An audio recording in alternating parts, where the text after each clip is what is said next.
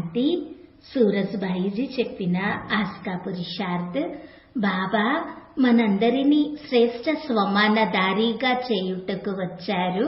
రావడంతోటే గుర్తు చేయిస్తున్నారు, పిల్లలు మీరు ఎంతో రాయల్ కులమునకు చెందినవారు, బ్రాహ్మణ కులములోని మహాన్ ఆత్మలు, మీరు దైవ కులములోని మహాన్ ఆత్మలు, మీరు ప్రభు పాలనలో ఉన్నారు.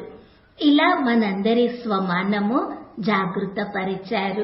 బాబా చెప్తున్నారు, ఎంత ఉన్నత దృష్టితో నేను మిమ్మల్ని చూస్తానో మీరు కూడా స్వయమును అదే విధమైన ఉన్నత దృష్టితో చూడండి అని. కొద్దిగా ఆలోచించండి, బాబా మనల్ని ఏ మహనీయ దృష్టితో చూస్తున్నారు అని. బాబా చూస్తారు, మందిరాలలో పూజ జరుగుతున్నది ఈ ఆత్మలకే. ఎవరి దర్శనము కోసము భక్తులు గుంపులు గుంపులుగా ఉన్నారో ఆ ఆత్మలు వీరే. ఎప్పుడూ కూడా సృష్టిలో హీరో పాత్రధారిగా ఉన్నది ఈ ఆత్మలే. ఇలా బాబాకి మన యందు ఉన్నత దృష్టి ఉన్నది.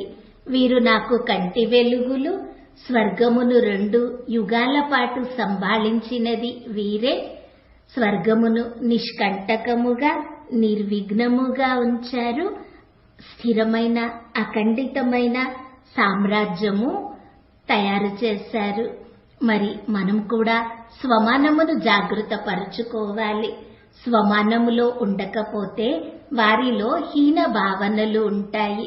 వారు ఎప్పుడూ ఇతరుల వైపు దాహ దృష్టితో చూస్తారు.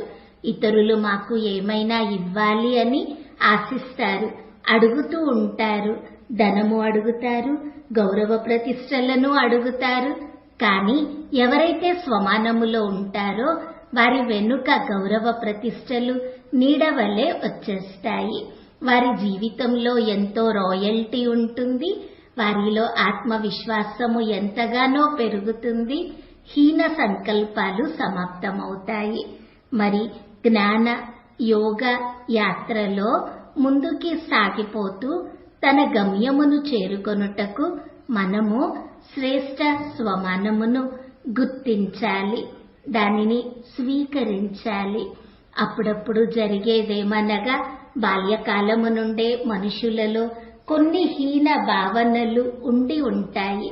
వారి జన్మ పేదరికంలో జరిగితే, పదే పదే అసఫలత కలుగుతూ ఉంటే, చదువులో చురుకుగా లేకపోతే, వారి చేత ఇతరులతో చెడు వ్యవహారము జరిగి ఉంటే, స్వమానము పతనమై ఉంటే ఎంతో అగౌరవము పొంది ఉంటారు. కానీ వాటన్నింటినీ మరచి తన శ్రేష్ఠ స్వమానము గుర్తు చేసుకోవాలి. ఇప్పటి వరకు మనుషులు గౌరవాన్ని ఇవ్వకపోయినా ఇప్పుడైతే స్వయంగా భగవంతుడు మనకి స్వమానము ఇస్తున్నారు, గౌరవమును ఇస్తున్నారు. మనము అదే ఈశ్వరీయ నశాతో ఉండాలి.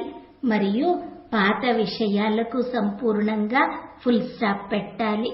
ఏమి జరిగినా, హీన భావనలు ఎటువంటివి ఉన్నా ఇప్పుడైతే చాలా బాగా చింతన స్వమానము గురించే చేద్దాము. చింతన ఎంతో అవసరము. మొదటి అడుగు స్వీకరించడము, రెండవ అడుగు దాని చింతన చేయడము. ఉదాహరణకి బాబా మీరు మందిరాలలో పూజింపబడుతున్న ఆత్మలు అని స్వమానము ఇచ్చారు. మొదట మనము దానిని స్వీకరించాలి. ఎందుకు స్వీకరించాలి అంటే, మన కోసము ఎవరైతే ఈ విషయము చెప్తున్నారో అతడు ఆది మధ్య అంతము తెలిసినవారు. మనమేమో మరచిపోయాము, కానీ బాబా అన్నీ తెలిసినవారు. రెండవది ఆ స్వమానం యొక్క చింతన చేయడము, అనగా ఆలోచించాలి, ఎంత గొప్ప ఆత్మలము, మనమే పూజనీయులుగా ఉండేవారము, మనకి మందిరాలలో పూజ జరుగుతున్నది, ముఖములో విగ్రహములో ఇప్పటికీ దివ్యత తేజస్సు వెలిగిపోతూ ఉన్నది. మరి ఈ పూజ్య స్థితి ఎలా పొందాము? స్వయంగా భగవంతుడే ఈ భూమి మీదకు వచ్చినప్పుడు మనము తన కార్యంలో సహయోగిగా అయ్యాము, పవిత్రంగా అయ్యాము. అందుకే పూజ్యులుగా అయ్యాము. ఇలా చింతన చేయాలి. ఎవరి దర్శనము చేత భక్తులు ప్రసన్నమవుతున్నారో ఆ స్వరూపము నేనే.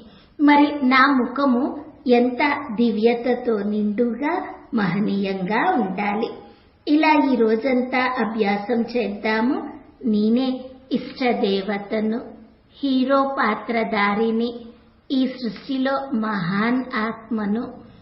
ఇంకా యోగాభ్యాసము చేస్తూ స్వయమును మస్తక సింహాసనంపై కూర్చున్న స్వరాజ్య అధికారి ఆత్మగా, తేజస్వి ఆత్మగా చూసుకుందాము.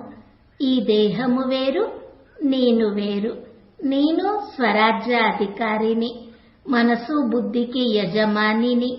మనసు బుద్ధి నా ఆదేశమును పాలన చేయాల్సిందే. తన మనసుకి పదే పదే చెప్పాలి, నీవు శాంతించు అని. మరియు బుద్ధికి ఆదేశం ఇవ్వాలి, హే బుద్ధి స్థిరంగా ఉండు, స్వచ్ఛంగా ఉండు, పూర్తిగా దివ్యతతో నిండుగా అవ్వు అని. ఎందుకనగా ఇప్పుడు బాబా సమానంగా తయారవ్వాలి. ఓం శాంతి.